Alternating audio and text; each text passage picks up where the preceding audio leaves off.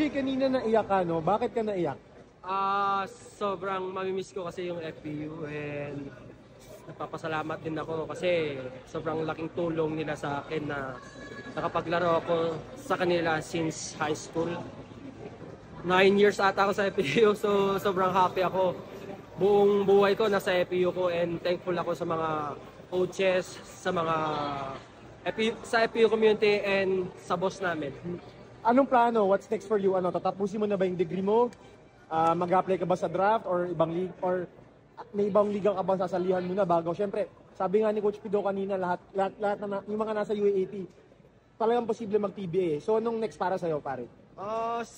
Sa akin naman nakapagtapos naman ako ng pag-aaral sa FPU na libre.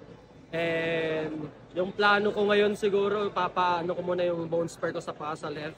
Papatanggal ko muna and yun, therapy. Kung ano yung opportunity na meron siguro, yun yung tatanggapin. Hindi ko alam kung ano yung opportunity na dadating. Left foot yun, pare? Left foot. So you've been playing through pain this entire time pala, pare? Ano kasi, dalawa yung injury ko sa left. May bone spur ako and putol na rin yung ligament ng paa ko. So, pinaglalaban ko na lang sa therapy and pinaglalaban ko na rin sa FPU. Yung lagi kong iniisip sa sarili ko na kahit may injury ako, iniisip ko pa rin sila. Kasi gusto ko silang masuklian, gusto ko silang mabigyan ng magandang opportunity rin and magandang blessings sa kanila. Ano yung kumbaga, favorite part mo sa buong UAAP career mo? Yung kumbaga nagsa-stand out?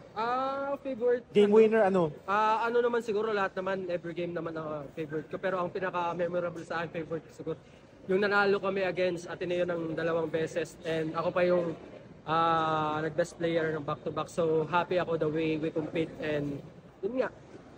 Andyan naman yung mga coaches, laging nagre-remind sa akin. Andyan naman yung mga coaches na laging tumutulong sa akin. Okay. Maraming salamat, pare. Thank you.